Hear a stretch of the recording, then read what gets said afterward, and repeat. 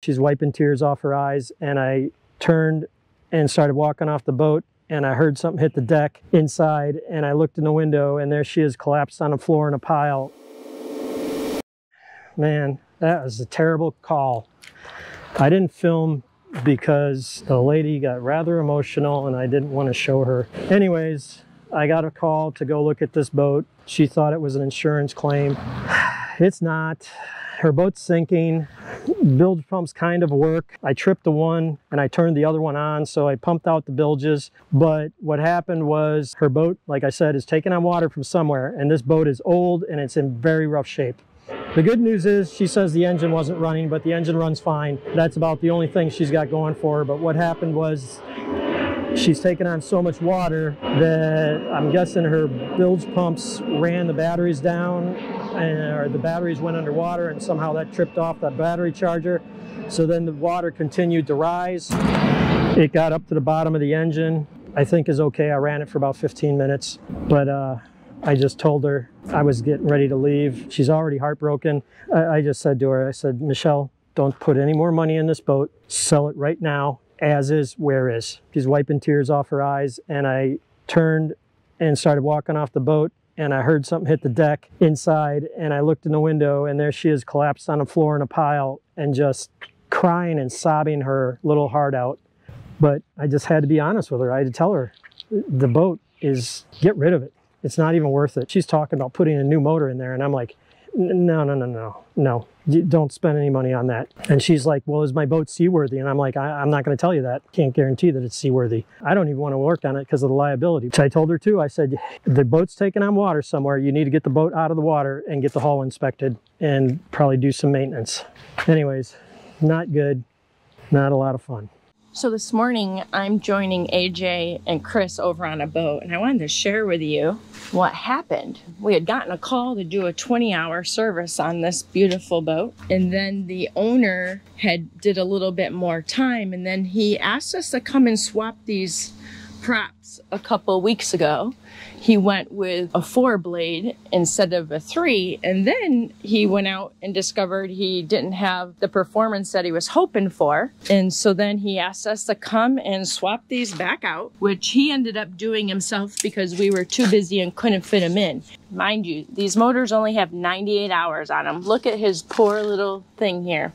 Broke off over there because he was so kind, he let a charter captain use his boat, and that charter captain apparently did a whole bunch of damage to his motors.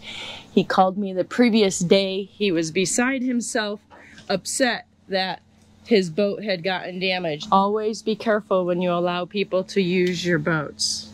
Our goals for today is to get the 100-hour service done on all of them. That's going to include inspecting and changing the spark plugs. We already inspected one and then pretty worn down, so we're going to just replace them all. Fuel filter, which we just replaced the inline fuel filter for the high pressure side. We're going to do oil filter, oil change with the Verados.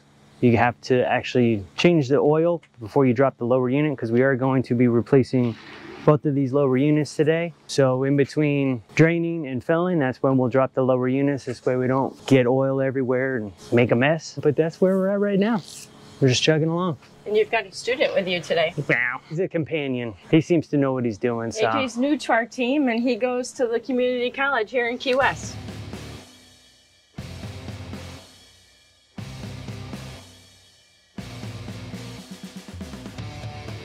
Oh, we needed a new oil dispenser. Yeah, the one wasn't holding a vacuum. Unfortunately, we needed a whole new hose and gasket and everything, and they just sell them as one, so. They're the coil packs. They just go on top of the spark plug.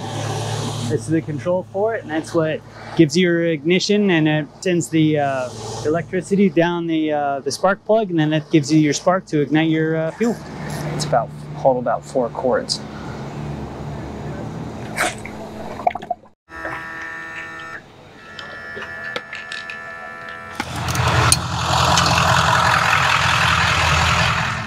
Sorry, so you can't park here? You're gonna obstruct the forks? I'm gonna have to ask you to move. Yep, I know. I need the through haul things. Wrenches? Yeah. Triple check. Price stamp, double and check. verify, right? Yep. You don't want to put the wrong one on. Oh, counter rotation's on there, so that's pretty nice. Yeah. Good. All right, now here's the fun part. Can you hold that? If you want to put the bolt in? Yep. For the nut-on?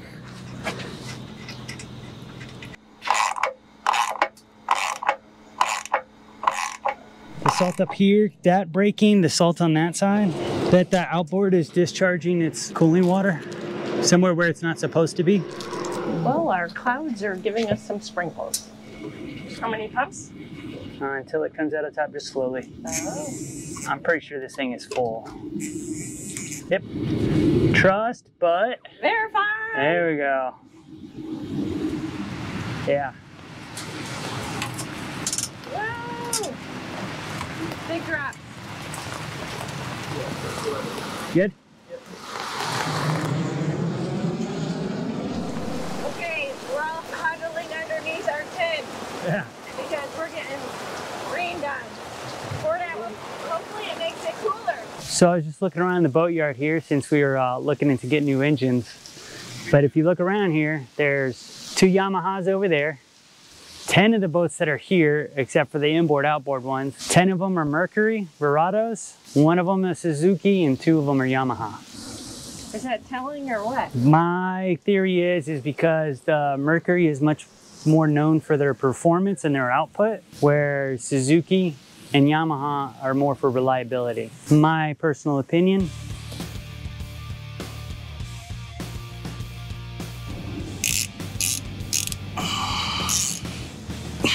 Oh, you're getting it, Chris. Nice job. That would be pretty serious. Well, We'd get a new one, but... they don't have these around here. That's the problem. It's the Amazon special. This is the Amazon special. It's better than regular ones? Just helps you get into tighter places. Yeah, I think they are. They don't, there's all kinds of different strap wrenches and whatnot that'll work, but they won't let you get nice into. job. There you go. Look how dented you guys got it. Pretty sweaty. Why is it so tight? Someone either over tightened it or Because somebody used a wrench on it. someone just flat out over tightened it. Old and broken, and that's why your knee is cracking? Oh yeah. Shoot whiz. Well, I'm super glad we got it off. And at the time it works all the time. What's the screwdriver method? You jam a screwdriver straight through it and then. Oh, okay, gotcha. Yeah. I wonder if they lost the oil in the... No, because we pulled 7 quarts out of it. It's early in the morning and I was coming to join Chris and AJ on a job, but I wanted to touch base with what happened to Matt yesterday.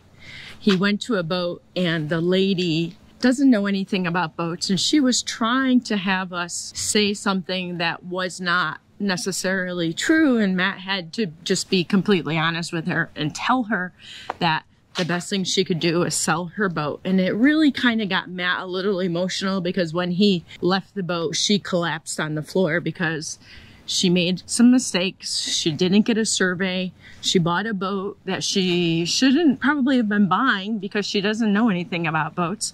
And then she bought it sight unseen. I mean, you can never do that. And in our videos, when we do something that you shouldn't be doing, we always try to say, hey, don't do this, don't do as we do, because, you know, we know what we're doing. And if we don't, we can fix it. You know, that's the difference. You know, maybe not everything do we have experience with, but if we mess up, we have the resources to be able to fix it, and it's not as costly as it is for you yourself who doesn't know about boats. So always keep that in mind. And hey, and if you have a question, you know, leave us a comment below in any of our videos. We'll explain to you. I'm the one that gets to answer all the different questions that you guys have. I read every single comment. I try to respond to everybody. You gotta be careful. The best advice when you're buying a boat that we can give you is to make sure that you get a survey. A survey can cost you $500–600, but guess what? It can save you thousands, literally thousands, when you find out that there's a big problem with a boat. And that's what happened to this poor lady. The boat is taking on water. She had buckets and buckets and buckets of water that she was taking out of the boat. And she was trying to blame it on that fireboat that happened just on the way. Anyways, lesson, get a survey. Well, let's go see if this is stinky or not. Clients left a bunch of lobster tails in their freezer. I guess the freezer either died or power went off and it's not working. And I heard that the boat was a little stinky. So we're gonna go take a look and see what I can find out. Maybe a year and a half ago, I don't know, I'd have to look, but I think we already replaced this refrigerator freezer unit. Wondering what happened. Anyways, heading down there.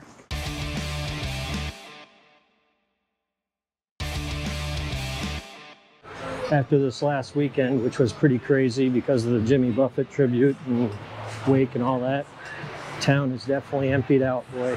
It's really slow and quiet. Kind of enjoying it. We're still plenty busy, so we're blessed that way. I wanted to take you guys over here and show you something that I found that you might be interested in. So we showed you guys this before. It's a pretty famous place here in Key West. It's called Shrimp Boat Studios, located right on the boardwalk, right downtown. You go right on the water. This is where Jimmy Buffett used to create his music. He would let other people use the studio, and he did songs with other people here. People have been paying their respects. They got all kinds of flip-flops, salt shaker, beers, booze, all kinds of flowers. Land Shark, that was Jimmy Buffett's beer. That's kind of cool, a little conch shell right here. People just leaving stuff here for memories. Kind of cool. All kinds of little baby minnows in there. Lots of them. Food, bait. They're all like, oh my goodness, who's next? These are probably all pilchards. They're probably starting to come in. Look at the whole thing. Look at them all. Tons of them. Tons and tons of them. Yep. There goes a couple tarpon. Well, we only walked a quarter mile.